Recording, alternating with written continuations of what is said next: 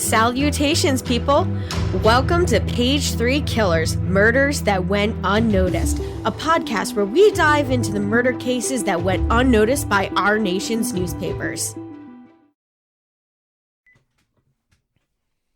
Hi, Shay. Hi, John. Hello, everyone. Hi, guys. Welcome back. Welcome to Page 3 Killers, Murders That Went Unnoticed. You forgot to put the heading. I know. So I don't know what episode it is. It is the Valentine's Day special. It's not. Oh, I don't... Valentine's Day is Monday. It is currently Saturday, the day before the Super Bowl. And we are recording our Valentine's Day special to a gift for all of you who listen to us faithfully. So this will drop on Valentine's Day. So we're going to talk a Valentine's Day murder. Fantastic. Yeah. Now, last year we did like a group of murders.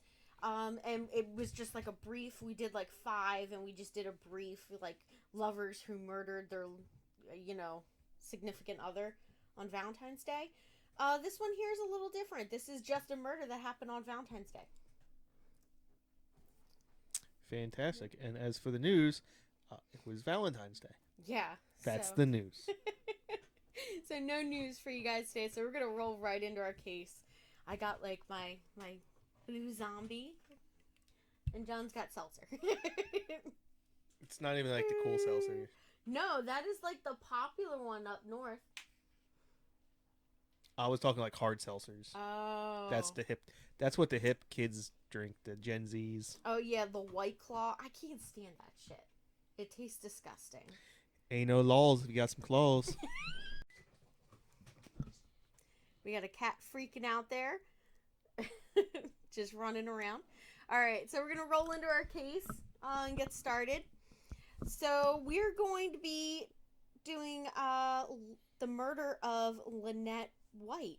And this is over in UK. So shout out to all of our UK fans. So I've noticed there's something about Cardiff.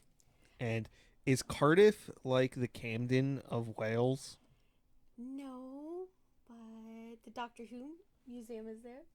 Well, it was there. I think they closed it. I'm pretty sure we've had at least one other case, maybe multiple other cases. Yes. From Cardiff. I feel like this is the South Central of Wales. Anybody from Wales, let us know what it's like in Wales. Is Cardiff your high crime area? I know there's no shootings because you guys don't have guns, but is there a lot of stabbings or something? Yeah, I would think in absence of shooting, there would be more stabbings. But I heard that fistfights are more common. Get a couple pints in you, and then you the hooligans get out with somebody. Yeah, get some hooligan action going. Is Cardiff the hooligan center of Wales? That's what we want to know. Yeah. So let us know in the comments.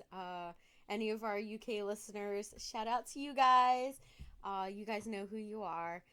Thank you guys for your comments. We appreciate it. I can't wait to be dead wrong in this. And they're like, no, it's the really posh upscale area.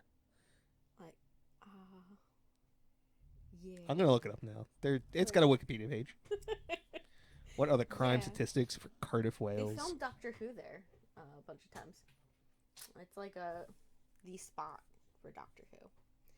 All right, so we're gonna start talking about Lynette Deborah White. She was born on July 5th, 1967.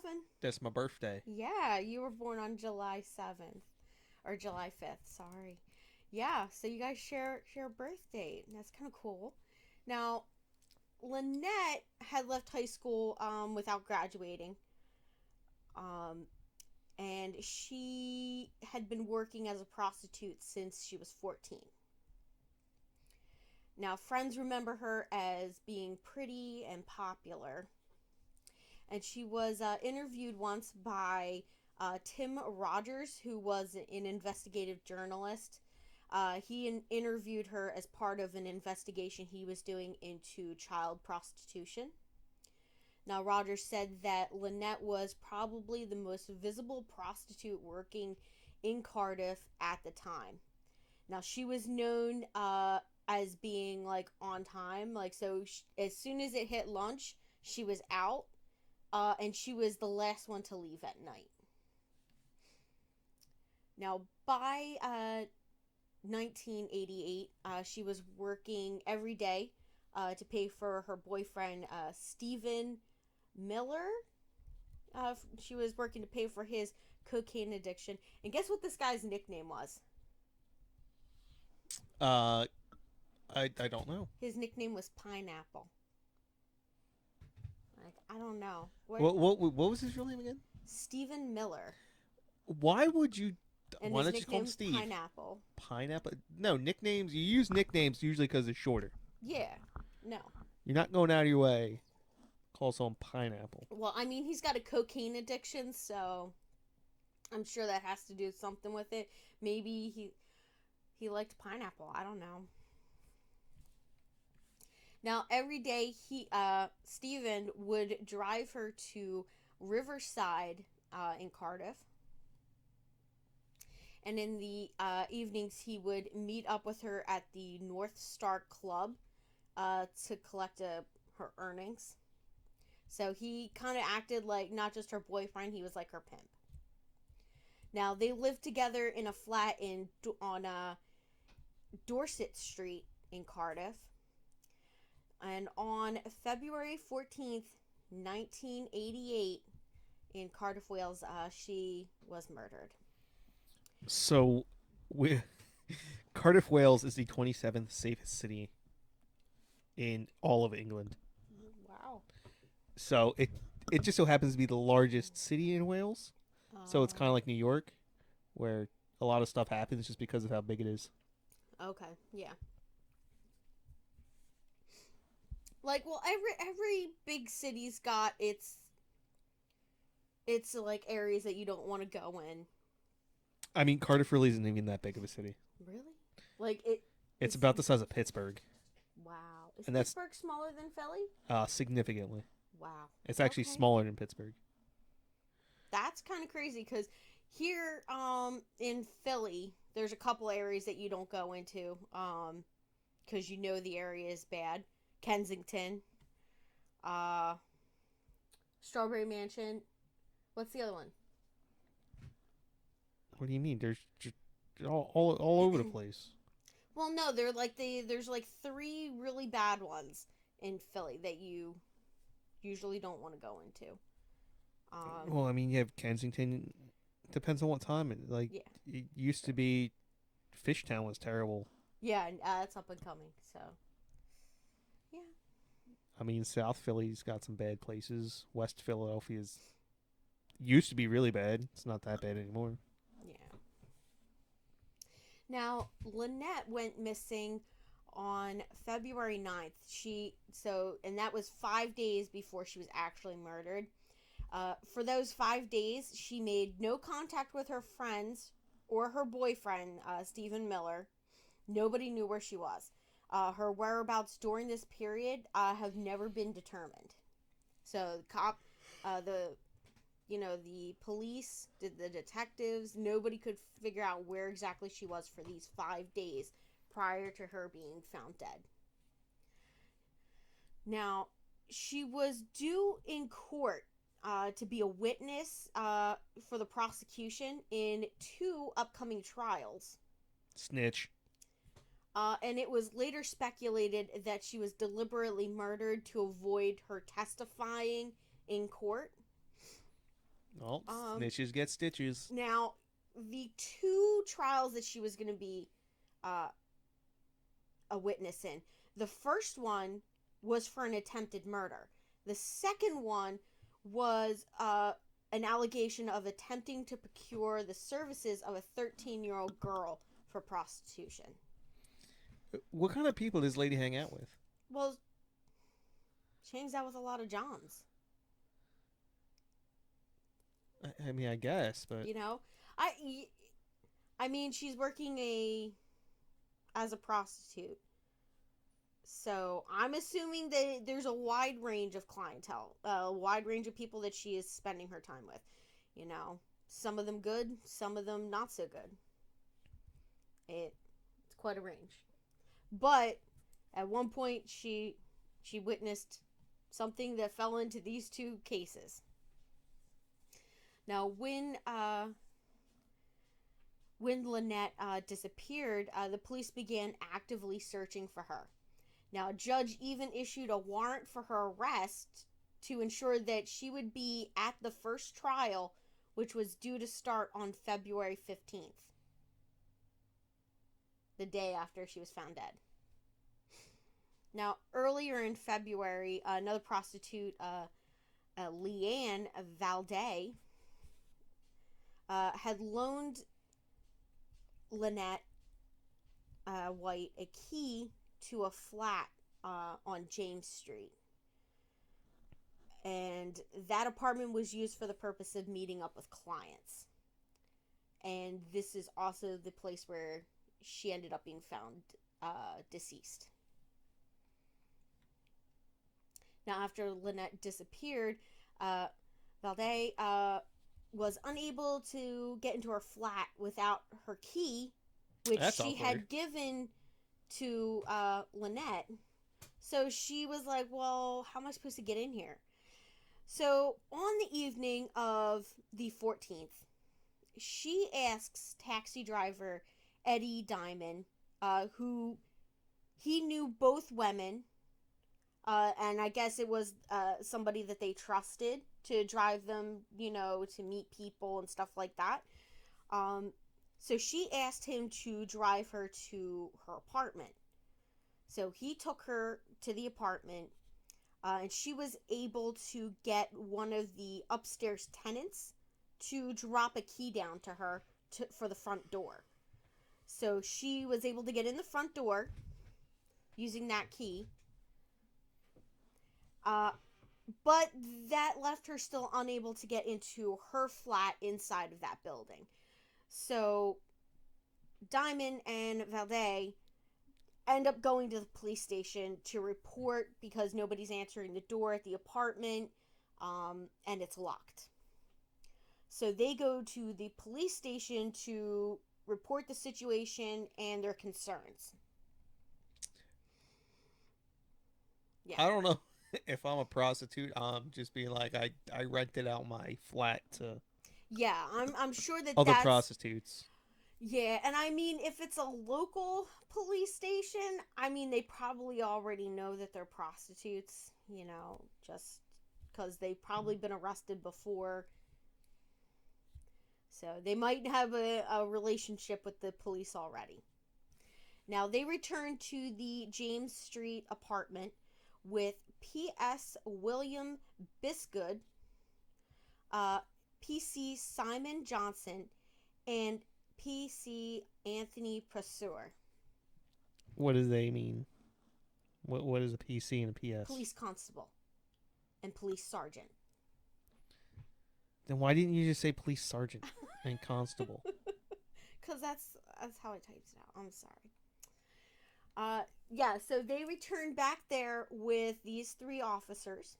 Now, the officers were expecting when they got there, they would, get inside the door and be able to arrest Lynette on that warrant and take her into police custody for the trial that she was supposed to attend the next day. Now, on arrival at 9:17 p.m., the police force entry into the apartment, and inside they find Lynette deceased inside of the apartment. Now, PC Police Constable Johnson said that he discovered Lynette White lying on her back on the floor of the bedroom, having suffered massive injuries. Now, I really want to give a warning here, guys. If you are squeamish, you guys might want to skip ahead a few minutes, because we're about to go into some gory detail, and I usually don't try to read some of that stuff to you guys, but this was very brutal. I can't say kind of, it is. It's very, very brutal, alright? So if you want to sign out and check back in like 5-10 minutes, do so. So they found her body on the bedroom floor of the flat. Now, Lynette White's throat had been cut from the right ear across the front and around to the left side of her neck. The wound was so deep that parts of the bone of her spine were exposed. Now, there were multiple stab wounds to her chest and other wounds to her face, stomach, and arms, wrists, and inner thighs, as well as defensive wounds on her hands. Now, the pathologist, Bernard Knight, who conducted the autopsy, described it as a mutilating attack with sexual overtones. Now, he identified a total of 69 wounds. Nice. John. What? It's not nice. Do you not know the joke? It's inappropriate. Maybe that's what the pathologist meant by sexual overtones. No. That's definitely not. 60. Speaking of 69 wounds, that's a lot. It is. That's way more than I think was necessary. And just some of the other stuff later on, it's kind of,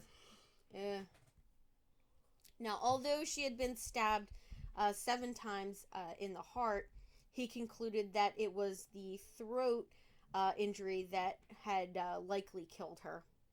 He concluded that the killer must have been strong, as it would require considerable force to inflict that kind of wound. Now, speculating on how the wound could have been inflicted, he said that the head may have been forcibly held back for the knife wound to be inflicted. Which is, kind of a disturbing amount of detail. Listen, most times when I look up these cases, I try not to find ones where there's actual pictures, because I did one, and I just wanted to see what the house looked like, because it was over in Jersey.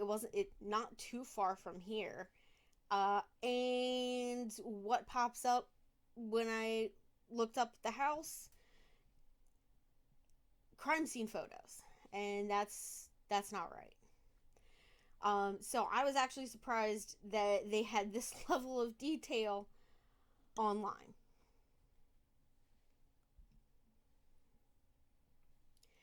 Now, Knight believed that the murder weapon was at least 5 inches long, and it was some type of blade. Now, he determined that she had died between midnight and 4 a.m. Her wristwatch had stopped at 1:45 a.m., leading police to conclude that this was most likely her time of death. Was it like running off of her life energy? No, but I'm assuming that she, in the struggle for her life, it probably hit up against something and broke, stopping it from running. That is my guess. Or it could have been broken prior. It's been broken for 4 days, and it just happened to stop at 1:45. Yeah. So, if that's how police determine, I mean, they were the pathologist coroner is saying midnight to 4 a.m. is your time frame. The police are like, no, it's 1:45, because that's when her watch stopped. Well, is it 1:45 p.m. or a.m.? Because her watch could have stopped earlier in the day, right? Is that, like, really hard science? Or is that hard evidence? Because that seems... What is that you tell me all the time? Broken watch is right twice a day. Yeah. So now Lynette White was discovered between the foot of the bed and the window. She was still clothed, except for one shoe, which was off of her foot. Her sock was still on her foot, though. Now, there was heavy blood staining to the base of the bed, the carpet, and the walls of the room. But there was very little blood on the mattress. Police did find on the bed was an opened but unused condom. Forensic examination found 150 different sets of fingerprints and palm prints in the apartment.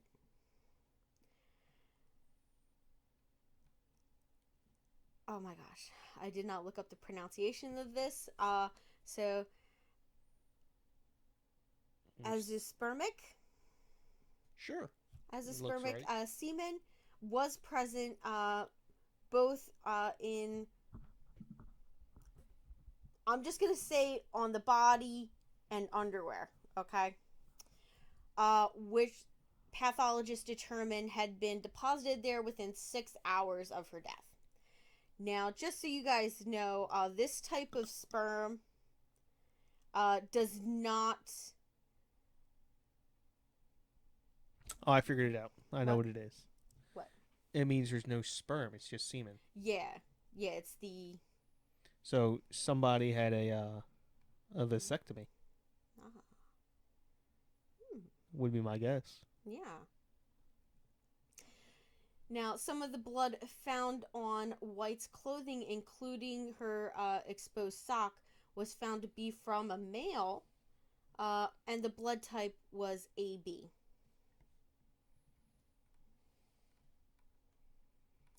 And now let's roll into our investigation. I do have an image of the photo fit that was passed out. It's right there, babe. I see it. Yeah.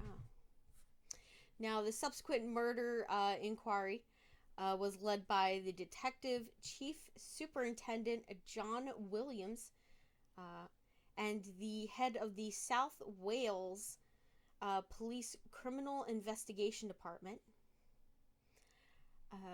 Appeals for information led to several potential witnesses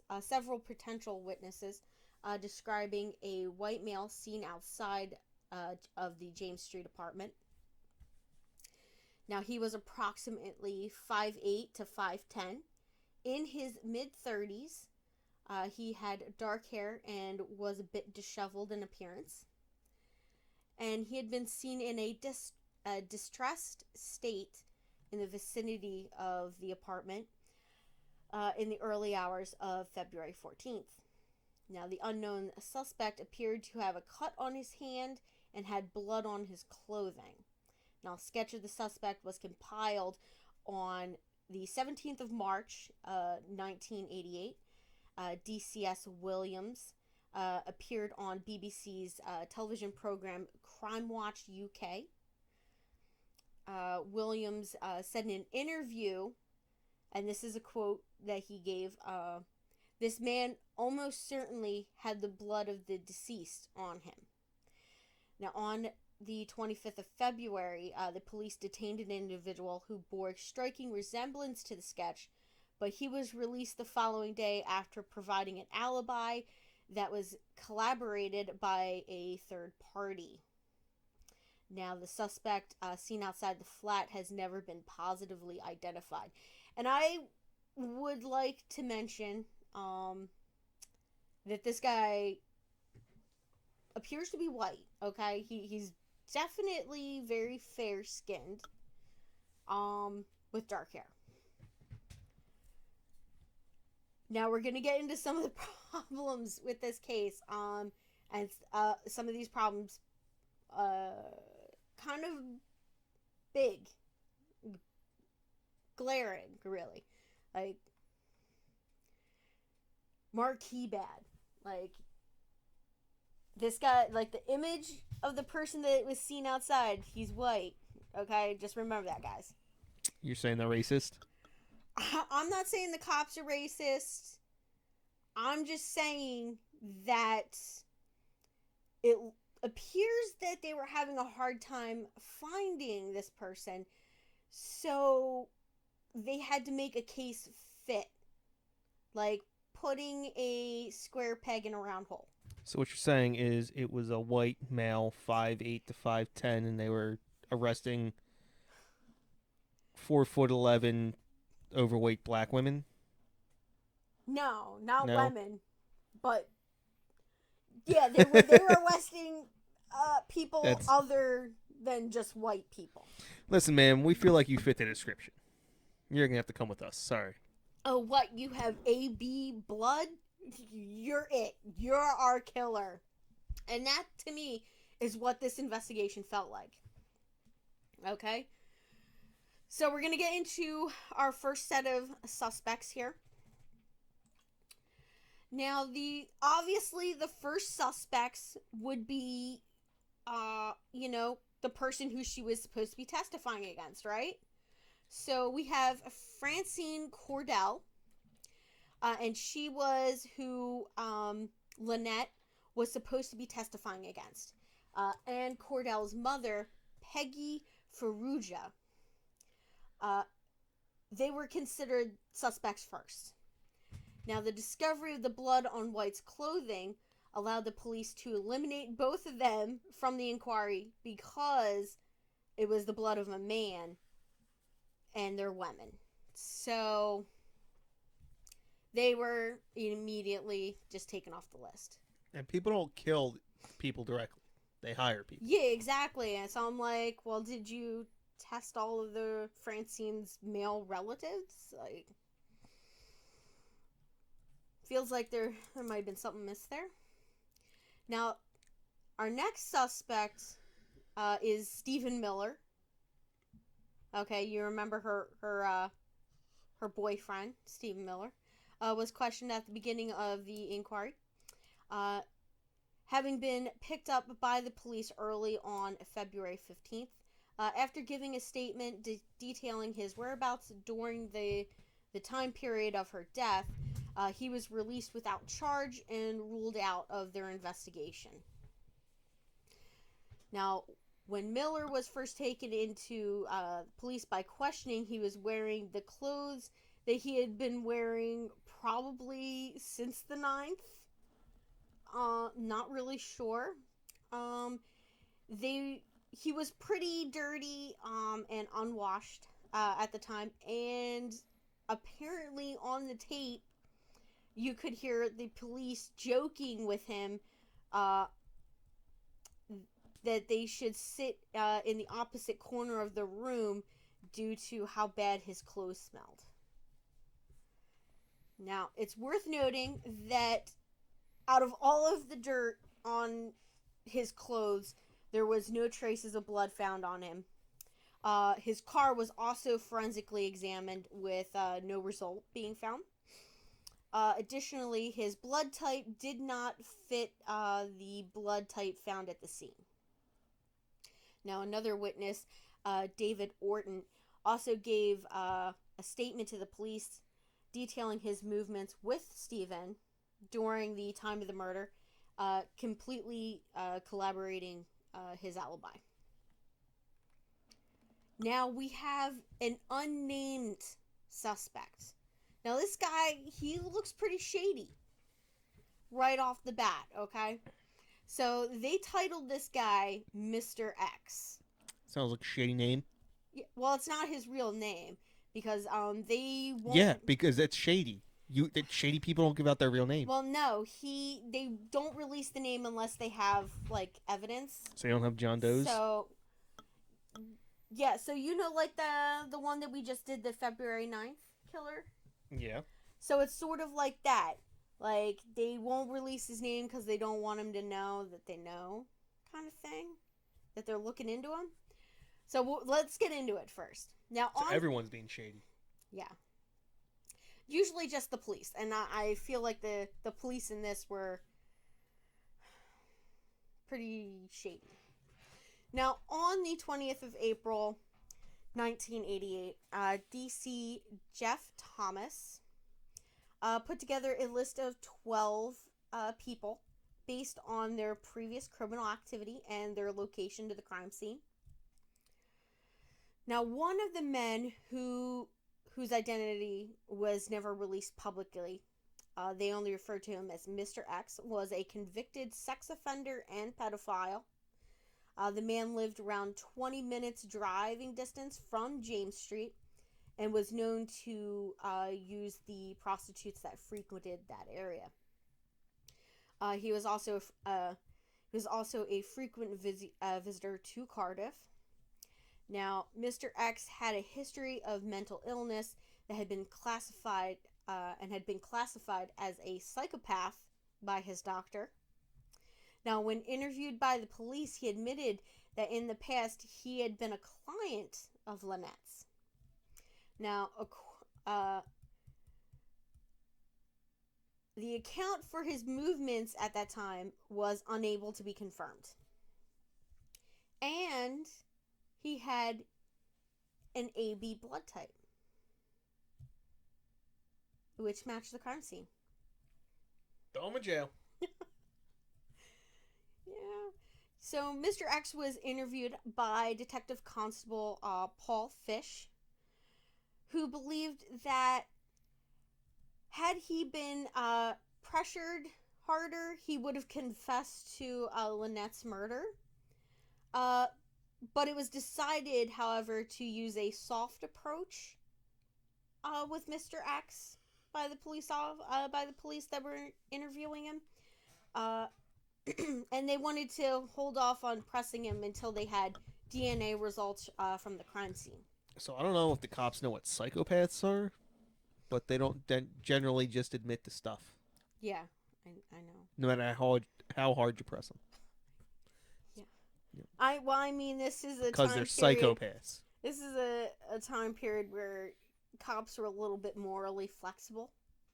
70s and 80s. 60s, 70s, and mid-80s. Yeah. Up to the mid-80s. They were pretty flexible with morals. So, you know. So, they were waiting for that DNA to come back. Now, on the 19th of October, Detective Inspector Graham Monshire placed Mr. X under surveillance for 3 days to identify his routine and his associates. Now, the policeman's main concern was that Mr. X would voluntarily commit himself into a mental institution if he became aware that he was being surveilled. So on October 25th, Detective Inspector Graham was so convinced that Mr. X was the killer that he requested further surveillance. This took place between October 27th and the 30th. And on November 7th, the Detective Chief Inspector Adrian Morgan informed DCS William and that Mr. X was now the prime suspect. On November 9th, the result of the DNA analysis eliminated Mr. X from the investigation. Yeah, which left the police baffled still. So they were in the weeds now. They were nowhere. So they just wasted all of that time just chasing one lead, which was this guy. And his DNA didn't match. Now, although the prime suspect had been eliminated, police collected thousands of statements through interviews and door-to-door inquiries. Now, among them were statements from Paul Atkins and Mark Graumick, two associates of Mr. X. Now, Graumick was the tenant of a flat immediately above where Lynette was murdered. Now, both Atkins and Graumick were gay and had previous convictions for petty theft. Now, both men gave alibis for their whereabouts at the time of the murder. Now, under pressure from the police, Atkins eventually gave a statement on April 26th in which he first said that Graumick had killed Lynette. And then, after making that statement, he changes it and says that he killed her, not Graumick. Now, Detective Chief Inspector John Ludlow recorded that Atkins' first statement that Graumick had gone to the flat to have sex with White. After hearing a scream, Atkins went downstairs and saw Graumick exiting the flat covered in blood and carrying a blood-stained knife. The discovery of the blood on White's clothes allowed the police to eliminate them from their inquiries. So he sold him out, and then he confessed to a crime that they proved he couldn't commit. He didn't commit. I got my thing's glitching. I have to close out. Okay. There we go. So you were saying that he, you were talking about his confession. Yeah. Yeah, so he said one thing and then he changed it and then said that no, he was the killer. And so you can just imagine what was happening in police custody at this time. I mean, they're probably being kept in a room 48 hours. Every couple of hours, a cop would come back in, start questioning them again, over and over and over again, and then start telling you, oh, well, it would just be easier if you just told us why you did it, kind of thing. And you're already 48 hours, 30 some hours in on that, and then you're just going to tell them whatever they want to hear so you can leave. So yeah, so he, changes his statement.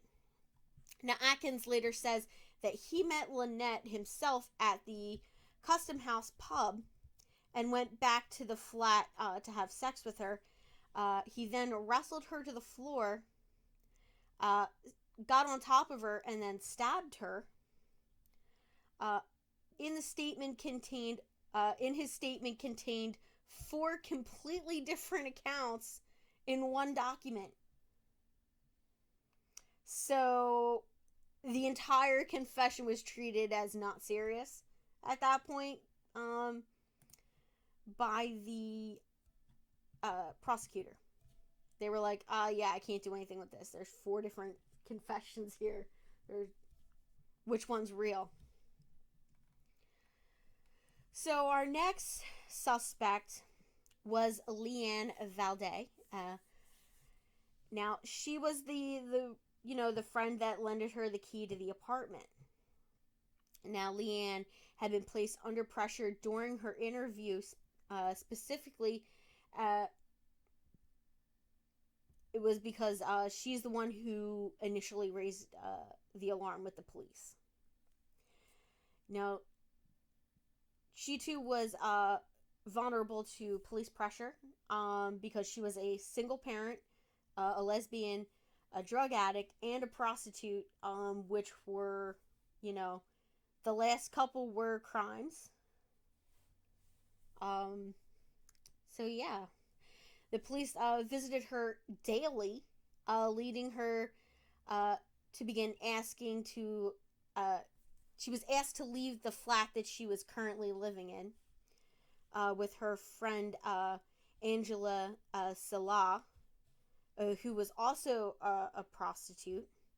Now, she began lodging with another couple, and they started to complain because the police were coming around every day, multiple times a day, to talk to Leanne. Now, on May 19th, while drunk, so the officers there, she's hammered. And eventually she just starts throwing out the names of, like, some people. She says Stephen Miller, and Yosef Abdullaha, as the killers. She said they're the killers. Uh, that evening, she was questioned by Police Sergeant David Hathaway, and agreed that she had named the two men while drunk, but said that it was a false accusation because of the fact that it was a drunken rambling. Now, he also concluded that she had heard the names from another detective inspector, Powell, while he was questioning her earlier that day. She was asked by the police if she would come in to be hypnotized, and a session with the hypnotherapist was scheduled. That does not seem like real evidence. Come on. The answer is no. She got drunk. I would like to speak to my lawyer. So, listen, she's a drug addict. She's probably an alcoholic. And the cops are just interviewing her, like, in these states, just showing up and sitting in her apartment with her. Like, I don't understand. Here in the United States, that would not be allowed. At all. I'm pretty sure that this is not standard practice at all. Like,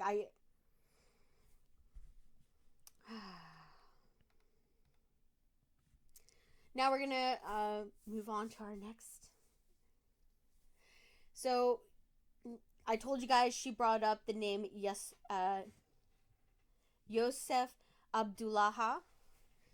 He had been questioned as part of the routine door-to-door inquiry earlier, and at the time of the murder, he had been working on board the ship, the MV Coral Sea, some 8 miles away in the Barry Docks. Now, his common-law wife, Jackie Harris, at the time was having an affair with Jeff Smith, a South Wales police officer attached to the Vice Squad. Now, his common-law brother-in-law was Ronnie Williams, who was a police informant. Now, Williams began passing information in March of 1988 to the police. Now, much of Ronnie's information was unreliable, including the claim that Lynette White had been stabbed in the Casablanca Club before being moved to the flat on James Street.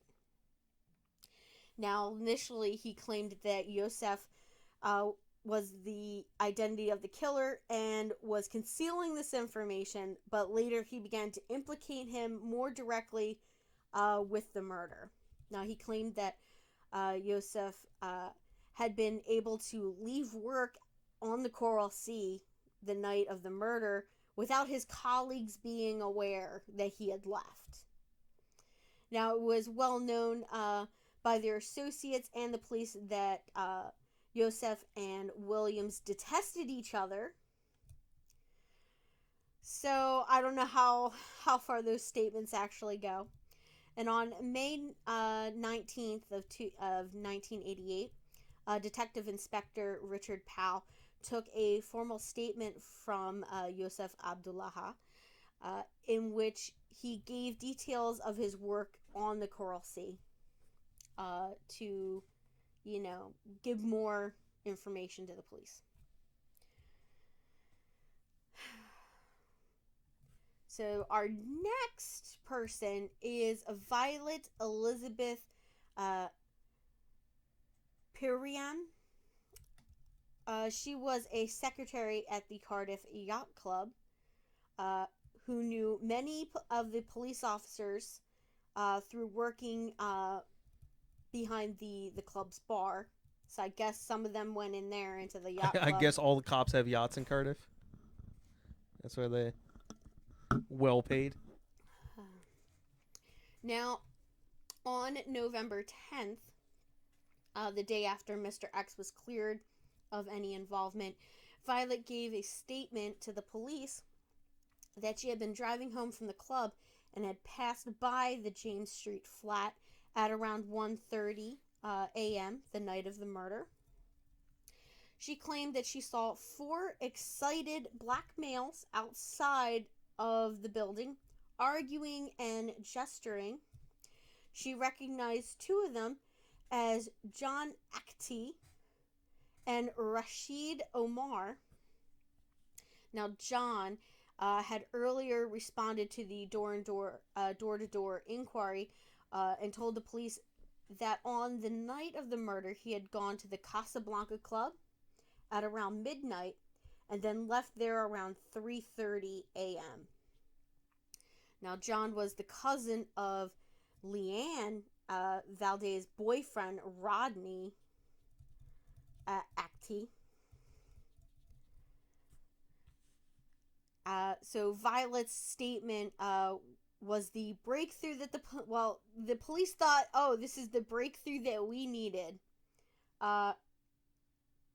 So they were like, okay, yeah. So she saw these guys near the murder scene. So let's bring them in.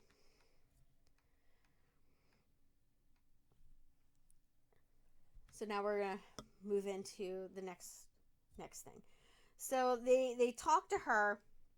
Now there is I guess another home that sits one street over that has an unrestricted view.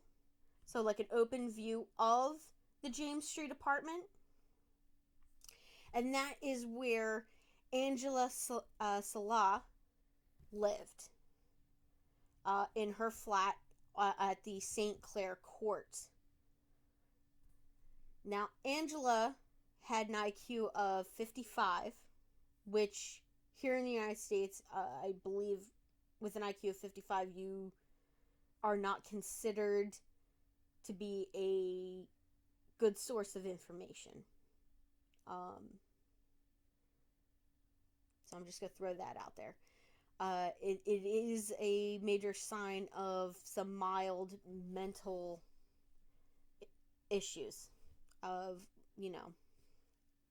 I don't want to use the words that they had. So now, armed with the statement from Violet, placing a group of black men outside of the flat at the time of the murder, the police questioned Angela on November 17th. They insisted that she was somehow connected with the crime.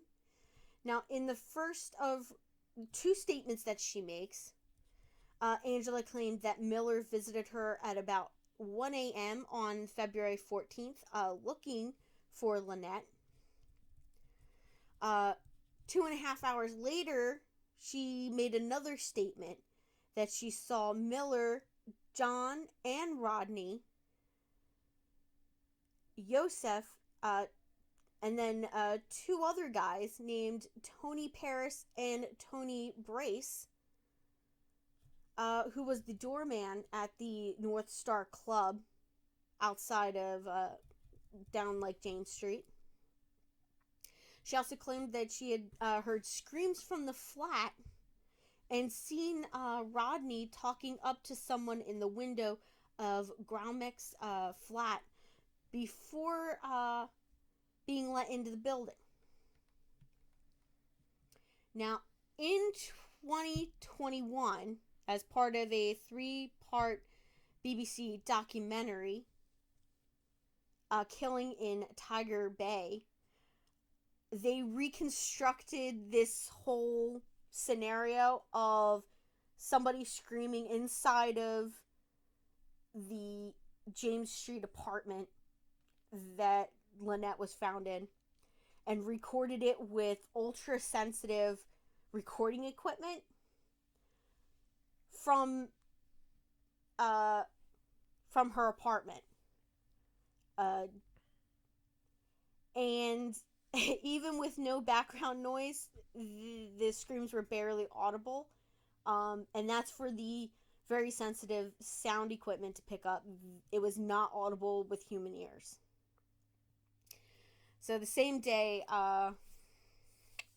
that she gave her statement, Graumick and Atkins gave new statements to the police saying that they had also seen a group of men outside of the flat, including Rodney and Yosef. Now, during this interview, this first interview in the morning, Gromick had stated that he knew nothing about the murder, but by the afternoon he had given a very detailed account of the circumstances surrounding the crime. Now, Gromick also said that he had opened the door to the building to let Rodney in, and both he and Atkins now claimed that they too had heard screams that night, when in previous statements that they hadn't heard anything.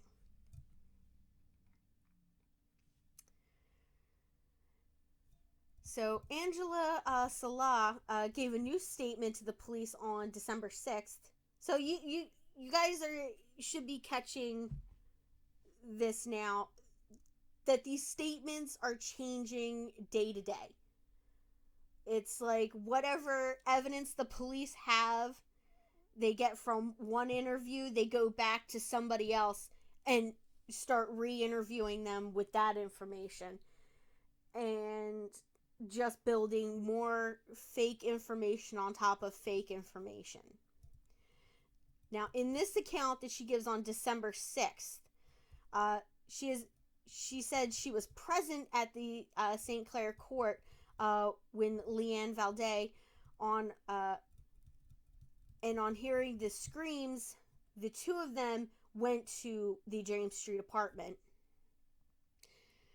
It was a most remarkable coincidence, and that's what the police said. It was a most remarkable coincidence that Valdez, Gromick, and Atkins had decided to independently go to the police that day and give new accounts of the murder.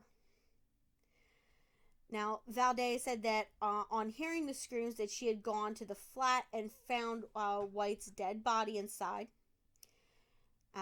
In the room where Miller, Abdullah, Rodney, and Tony, who was Stephen Miller's brother, and an unnamed mixed race male, were all inside the room with her dead body.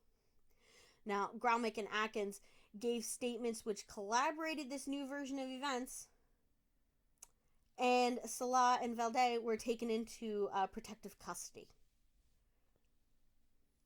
Now, on December 7th, the police arrested Stephen and Tony Miller, Yosef Abdullah, Rodney Akhti, Rashid Omar, and Martin Tucker. Now, John Akhti and Tony Parrish were arrested on December 9th.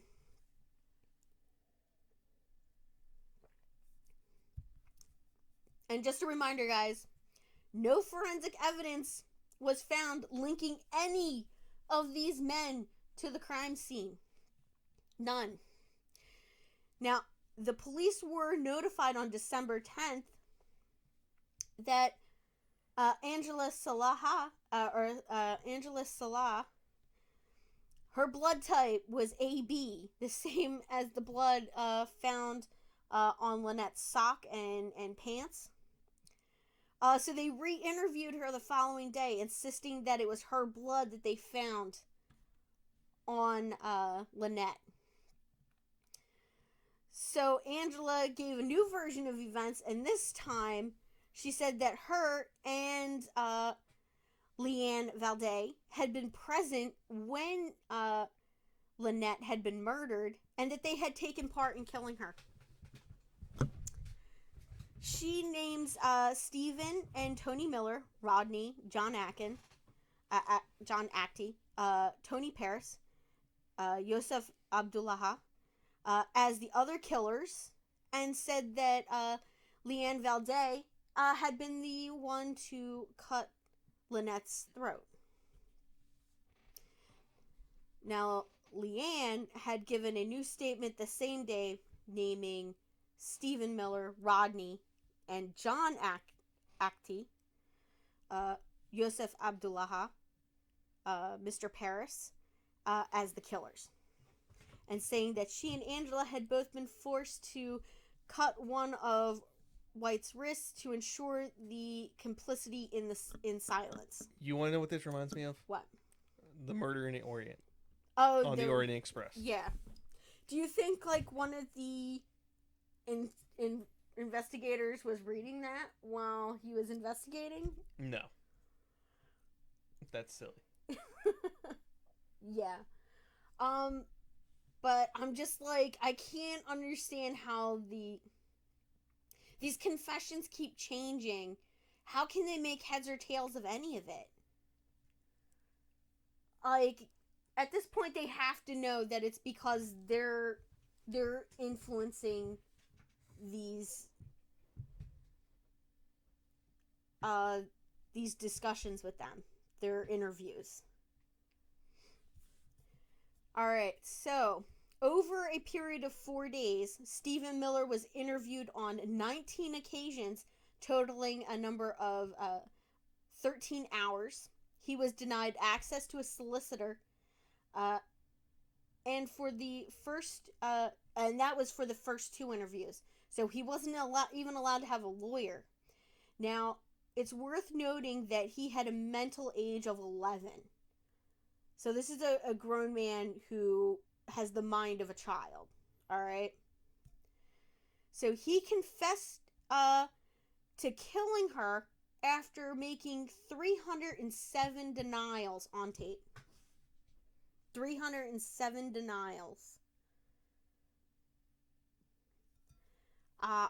And then at that point, he implicates himself and the other men in the murder. After 13 hours, 4 days, 13 hours, 307 denials.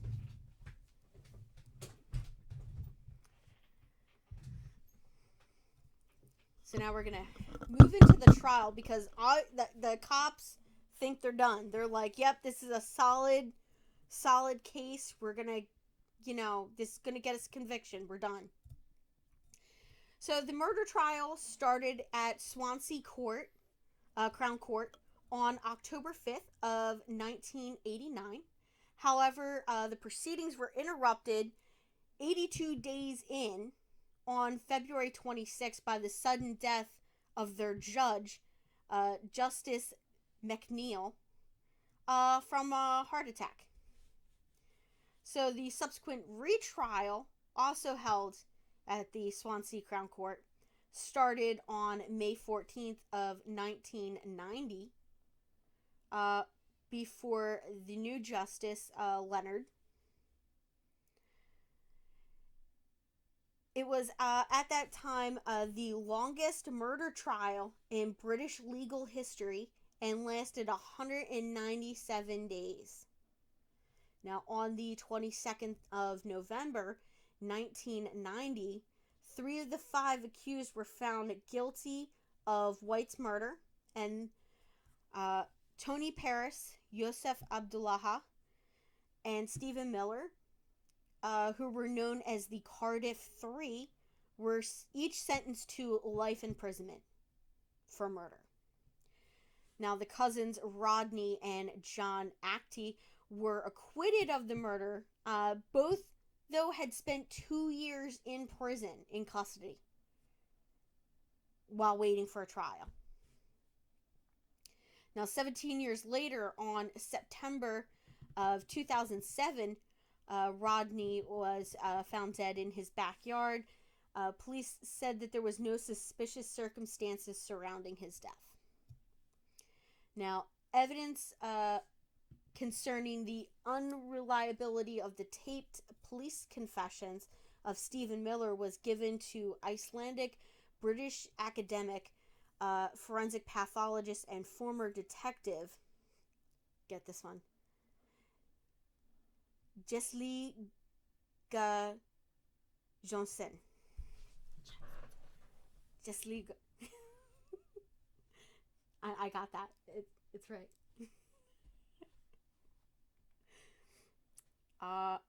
And he became like a big supporter of these guys. He was like, these tapes are just terrible police work. He's like, these should never have been entered in as evidence, because he's like, they're just leading questions, and it's not good interrogation technique. So in early 1991, a number of journalists began to question the safety of the convictions and began their own investigations of the case. In May of 1991, two of the convicted men were granted leave to appeal their convictions, but the third, Stephen Miller, was refused. Now, Sadish Sakar, an investigative journalist, tracked down two witnesses not called to the trial that provided an alibi for Stephen Miller at the time of the murder. Now, Sadish Sakar persuaded renowned solicitor Gareth Pierce to take on the case and handle a renewed application to appeal. A public campaign to overturn the convictions was started by the families and friends of the three men, and it received very high profile support. Most notably was American community leader Al Sharpton and Gary Conlon, who was a recently exonerated member of the Gifford Four. They were, and they got this opened back up. All these supporters and everything. So they start the appeal process. That gets rolling. Their appeal was heard over 4 days in December of 1992 and ended after the Court of Appeal listened to an audio recording of Stephen Miller's police interrogation. Now, get this, guys. The Mansfield argued that the trial judge was wrong to admit the evidence of Mr. Miller's police interview contained on the tape because it was tainted by the police officer's oppressive conduct.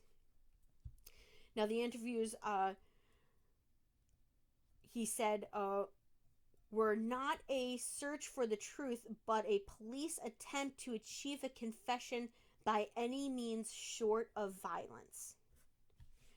Now, in his judgment, Lord Taylor said that the police had bullied Miller during the interview. He ordered copies of the recording be sent to the Director of Public Prosecutions and the Chairman of the Royal Commission on Criminal Justice as an example of what we hope we shall never hear again in this court. Now, all three men had their convictions declared unsafe and unsatisfactory and were released from prison. Now, Yosef Abdullaha ended up afterwards needing to be treated for post-traumatic stress disorder after his release from prison. And then he spent his time campaigning on the behalf of victims of miscarriages of justice and for the reopening of an investigation into Lynette's murder. So he wanted that reopened, and he wanted them to find who actually did it. Now, he ended up dying in January of 2011 of a perforated ulcer at the age of 49. So, in September of 2000, the case was finally reopened, and the detectives discovered fresh forensic evidence, including a small trace of blood on a cellophane wrapper from a cigarette pack, and a further 10 traces of the same blood underneath several layers of paint on a skirting board at the crime scene. Now, the killer was dubbed the Cellophane Man by the scientists and detectives investigating. No match was found in the United Kingdom's National DNA Database. So a few years later, in January of 2002, after the development of the second generation Multiplex Plus which is the SGM plus test. Forensic scientists were able to obtain a reliable crime scene DNA profile. Using the process of familiar searching, a partial match was eventually made with the profile of a 14-year-old youth who was known to police, but who had not been born at the time of the murder.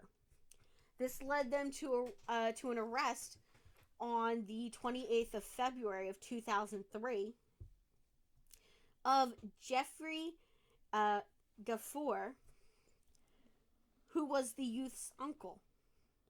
Now, Gaffour was prosecuted for the murder in July of 2003, and on the July 4th, 2003, a Cardiff Crown Court he pled guilty to Lynette's murder, and the judge, Mr. Justice Royce, sentenced him to life in prison with a minimum tariff of 20 years and 8 months. Is that what they call a sentence, a tariff? Yeah. Well, I think it's I'm not sure if a tariff is like he has to serve at least 20 years before being eligible for something, or it's like life plus 20 years. So if anybody from the UK can enlighten me on that a little bit and give me a little information, I would appreciate it. Just trying to figure out if that I feel like it's life imprisonment with additional 20 years and 8 months. I think it's added on, and that's what a tariff is. Like, I feel like that's what it is. So yeah, so the first set of cops totally botched this whole thing. I feel like they were under pressure to close the case. So they just,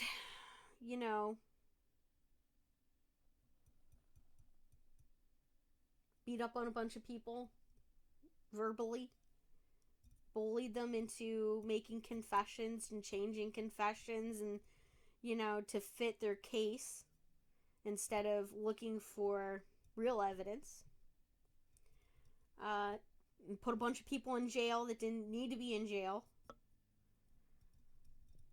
Yeah. So now let's find out what happened to those people, those cops, those police officers. So in 2004, the Independent Police Complaint Commission, the IPCC, which we heard about in one of our other episodes, began a review of the conduct of the police during the original inquiry. Over the next 12 months, around 30 people were arrested in connection with the investigation, 19 of whom were serving or retired police officers. In 2007, 3 of the prosecution witnesses who gave evidence at the original murder trial were convicted of perjury and sentenced to 18 months imprisonment. In 2011, 8 former police officers were charged with conspiring to pervert the course of justice. Their subsequent trial was the largest police corruption trial in British criminal history. A further 4 police officers were due to be on trial for those same charges in 2012. But oddly enough, the trial collapsed in November of 2011 when the defense claimed that copies of the files, which they said should have been sent to them, had accidentally been destroyed without them reading them, basically. As a result, the judge ruled that the defendants could not receive a fair trial and were acquitted. A year later, those missing documents were found in the original box that they were sent to by the South Wales police.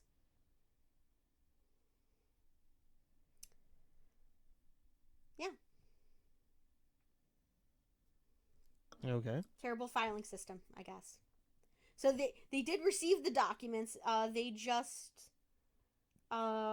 lied about receiving them, or said that they got destroyed without reading them. So, I don't know. But yeah, so that is it for this case. That was a lot. A lot of police corruption. Yeah, it changed a lot. So there was a lot of information going on there, guys. I apologize. Yeah, so that is the 2 murder trials of the murder of Lynette White. I feel really bad for those guys that were innocent. That kind of sucks. It do. Like, but like that one, Yosef Abdullaha, he seemed like a really great guy even afterwards. Like, he got shit on, and he was just like, no, I still want you to solve who did it, because it's important to me that you figure out who did it. Yeah, because it would clear his name. Yeah. Well, I mean, yeah, it would like 100% clear his name. There wouldn't be any doubt that it wasn't him. I mean, there was plenty of doubt there to begin with, but I was like real shitty of the cops. Plus, the sketch is a white guy. He's clearly not of Middle Eastern descent.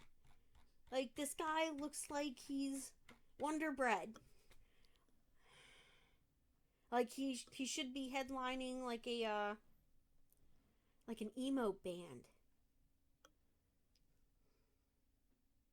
I'll show you guys the picture. I mean, I don't know. Yeah. So that's it for this case. We hope you guys enjoyed it. John seems a little tired, so we're going to head out. Yep. All right. Bye, guys. Bye.